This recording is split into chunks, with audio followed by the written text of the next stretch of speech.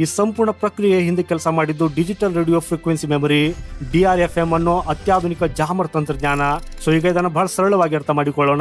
ಶತ್ರುವಿನ ಕ್ಷಿಪಣಿಯೊಂದು ತನ್ನ ಟಾರ್ಗೆಟ್ ಅನ್ನ, ಉದಾಹರಣೆಗೆ ನಮ್ಮ ಯುದ್ಧ ವಿಮಾನವನ್ನು ಹುಡುಕುವುದಕ್ಕಾಗಿ ತನ್ನ ಮುಂದಿರುವ ರೆಡಾರ್ ಮೂಲಕ ರೇಡಿಯೋ ತರಂಗಗಳನ್ನ ಕಳಿಸುತ್ತದೆ. ಹಾಗೂ ಆ ತರಂಗಗಳು ನಮ್ಮ ವಿಮಾನಕ್ಕೆ ಬಡಿದು ವಾಪಸ್ ಕ್ಷಿಪಣಿಗೆ ಹೋದಾಗ ಅದಕ್ಕೆ ಗುರಿಯ ನಿಖರವಾದ ಸ್ಥಳ ಮತ್ತು ದಿಕ್ಕು ತಿಳಿಯುತ್ತದೆ. ಆದ್ರೆ ಇಲ್ಲಿ ನಡೆದಿದ್ದೇ ಬೇರೆ. ಭಾರತದ DRFM ತಂತ್ರಜ್ಞಾನ ಆ ಕ್ಷಿಪಣಿಯ ರೇಡಿಯೋ ತರಂಗಗಳನ್ನ ಗಾಳಿಯಲ್ಲೇ ಸೆರೆ ಹಿಡಿಯಿತು.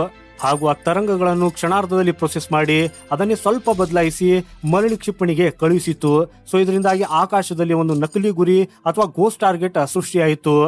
ಹಾಗೂ ಈ ಕ್ಷಿಪಣಿಗೆ ಭಾರತದ ಯುದ್ಧ ವಿಮಾನ ಬೇರೆಲ್ಲೋ ಇರುವಂತೆ ತಪ್ಪು ಮಾಹಿತಿ ರವಾನೆಯಾಯಿತು. ಹಾಗೂ ಆ PL-15 ಕ್ಷಿಪಣಿ ಆ ನಕಲಿ ಟಾರ್ಗೆಟ್ ಅನ್ನ ನಿಜವಾದ ಯುದ್ಧ ವಿಮಾನ ಅಂತ ನಂಬಿ ಅದರ ಹಿಂದೆ ಬೆನ್ನಟ್ಟುವುದಕ್ಕೆ ಶುರು ಮಾಡಿತು. ಹಾಗೂ ಅದು ಆ ನಕಲಿ ಟಾರ್ಗೆಟ್ ಅನ್ನ ತಲುಪುವಷ್ಟರಲ್ಲಿ ಅದರೊಳಗಿದ್ದ ಸಾಲಿಡ್ ರಾಕೆಟ್ ಮೋಟಾರ್ನ ಇಂಧನ ಸಂಪೂರ್ಣವಾಗಿ ಖಾಲಿಯಾಗಿ ನಿರ್ಜೀವವಾಗಿ ನೆಲಕ್ಕಪ್ಪಳಿಸಿತು.